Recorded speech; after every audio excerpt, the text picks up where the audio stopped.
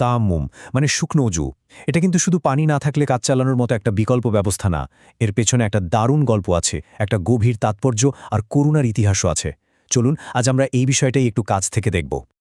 আচ্ছা, ভাবুন তো একবার, এবাদতের জন্য পবিত্রতা তো লাগবেই, তাই না? কিন্তু যদি এমন হয় যে আশেপাশে পানিই নেই, বা ধরুন পানি আছে কিন্তু সেটা ঠান্ডার কারণে বা অসুস্থতার জন্য ব্যবহার করা যাচ্ছে না, তখন কি হবে? ঠিক এই রকম একটা সংকটময় পরিস্থিতির সমাধান হিসেবেই কিন্তু তায়াম্মুমের নিয়মটা এসেছে। তো আজকে আমরা কি জানব? শুরু করব একটা হারানো হারের মজার গল্প দিয়ে। তারপর দেখব কখন তায়াম্মুম করা যায়, এর সবচেয়ে সহজ পদ্ধতিটা কি, আর কেনই বা এটাকে ইসলামের একটা বিশেষ রহমত বলা হয়। আর হ্যাঁ, শেষে আমরা প্রথম দিকের আলেমদের চিন্তাভাবনাও একটু ছুঁয়ে যাব। তায়াম্মুমের এই যে নিয়ম, এটা কিন্তু এমনি এমনি আসেনি। এর পেছনে আছে মরুভূমির মধ্যে ঘটে যাওয়া এক দারুণ নাটকীয় আর মনে রাখার মতো ঘটনা। চলুন সরাসরি সেই গল্পটাতেই ঢুকে পড়া যাক। ঘটনাটা এমন, হাদিস নম্বর ৩২৭ অনুযায়ী এক সফরে নবী সাল্লাল্লাহু আলাইহি এবং তার সঙ্গীরা বায়জা বা জাতুল জায়শ নামে একটা জায়গায় এসে হঠাৎ থেমে যেতে বাধ্য হলেন। ভাবুন একবার, চারদিকে শুধু ধুধু মরুভূমি, কোথাও এক ফোঁটা পানির চিহ্ন পর্যন্ত নেই।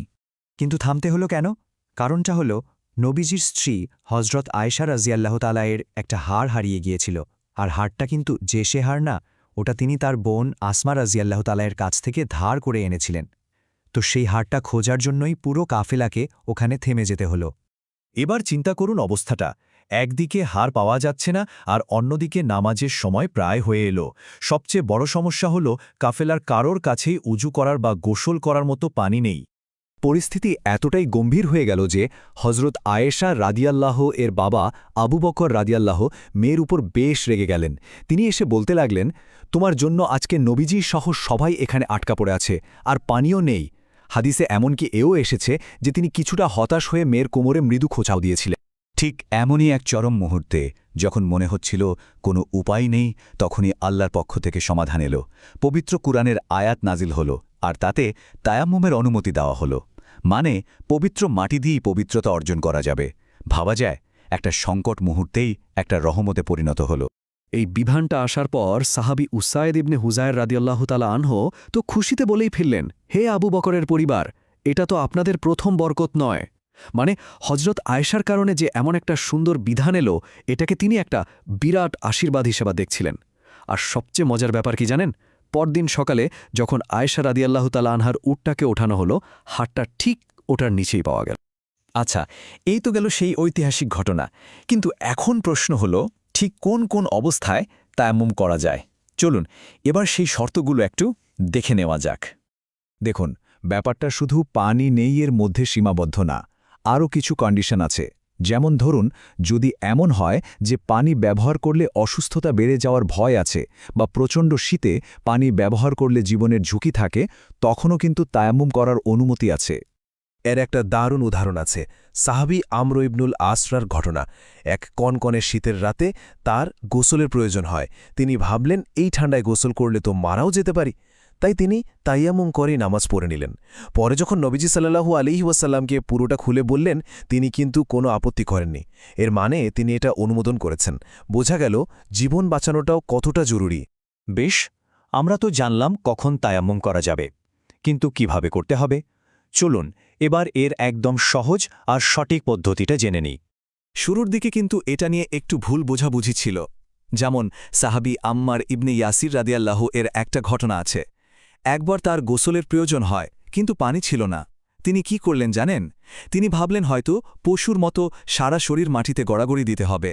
এই ঘটনাটা থেকে কিন্তু আমরা বুঝতে পারব যে আসল পদ্ধতিটা কতটা সহজ। নবীজি যখন আম্মারের কথা শুনলেন, তিনি তাকে একদম সহজ একটা পদ্ধতি শিখিয়ে দিলেন। বললেন, আরে তোমার তো এত কিছু করার দরকারই ছিল না। পদ্ধতিটা কি? খুবই সহজ। শুধু পবিত্র মাটিতে 2 হাত দিয়ে একবার আলতো করে চাপ দেওয়া, তারপর হাতের অতিরিক্ত ধুলো ছেড়ে ফেলা, আর এরপর সেই হাত দিয়ে একবার পুরো মুখ আর 2 হাতের পিঠ কবজি পর্যন্ত মুছে নেওয়া। ব্যাস, হয়ে গেল। কোনো গড়াগড়ির ব্যাপারই নেই। আসলে তায়াম্মুম কিন্তু শুধু একটা বিকল্প উপায় না, এটা তার চেয়েও অনেক বড় কিছু। এটা আসলে এই উম্মতের জন্য আল্লাহর পক্ষ থেকে একটা বিশেষ সম্মান। একটা হাদিসে নবীজি সাল্লাল্লাহু আলাইহি সাল্লাম বলছেন যে তাকে এমন 5টা বিশেষ জিনিস দেওয়া হয়েছে যা তার আগের কোনো নবীকে দেওয়া হয়নি। আর এই 5টার মধ্যেই একটা সরাসরি তায়াম্মুমের সাথে জড়িত। সেই বিশেষ জিনিসটা কি? পুরো পৃথিবীকে নামাজের জায়গা আর পবিত্র হওয়ার মাধ্যম বানিয়ে দেওয়া হয়েছে। এর মানেটা কি? মানে হলো ইবাদতের জন্য এখন আর কোনো নির্দিষ্ট জায়গার উপর নির্ভর করতে হবে না। যেখানেই নামাজের সময় হবে সেখানেই মাটি পবিত্র, সেখানেই নামাজ পড়া যাবে। আর পানি না থাকলে ওই মাটি দিয়েই পবিত্র হওয়া যাবে। এটা আসলেই এক অসাধারণ ব্যাপার, এক বিশাল করুণা। আচ্ছা, এই বিধানটা নিয়ে প্রথম দিকের সাহাবীদের মধ্যে কেমন আলোচনা হতো সেটাও কিন্তু বেশ ইন্টারেস্টিং। চলুন দুজন বিখ্যাত সাহাবীর একটা আলোচনা দেখি। এখান থেকে তাদের চিন্তার গভীরতাটা বোঝা যাবে। তো আলোচনাটা হচ্ছিল আবদুল্লাহ ইবনে মাসুদ রা আর আবু মুসা রায়ের মধ্যে। ইবনে মাসুদের একটা চিন্তা ছিল।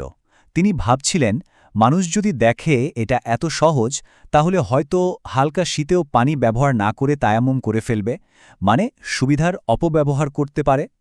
অন্যদিকে আবু মুসা রা বলছিলেন, আরে কোরআনে তো পরিষ্কার আয়াত আছে, আম্মার রায়ের ঘটনাও তো আমরা জানি। তিনি সরাসরি দলিলের ওপর জোর দিচ্ছিলেন। এখানে একটা জিনিস বুঝতে হবে, ইবনে মাসুদ রাহ কিন্তু নিয়মটাকে অস্বীকার করছিলেন না। তার চিন্তাটা ছিল আরও গভীর। তিনি ভাবছিলেন আল্লাহর দেওয়া এই সহজ বিধানটার মর্যাদা মানুষ কিভাবে রক্ষা করবে। তার ভয় ছিল মানুষ অলস হয়ে আসল নিয়মটাকেই না আবার অবহেলা করে বসে। তবে এত আলোচনার পরও মূল ব্যাপারটা কিন্তু সেই আগের মতোই সহজ।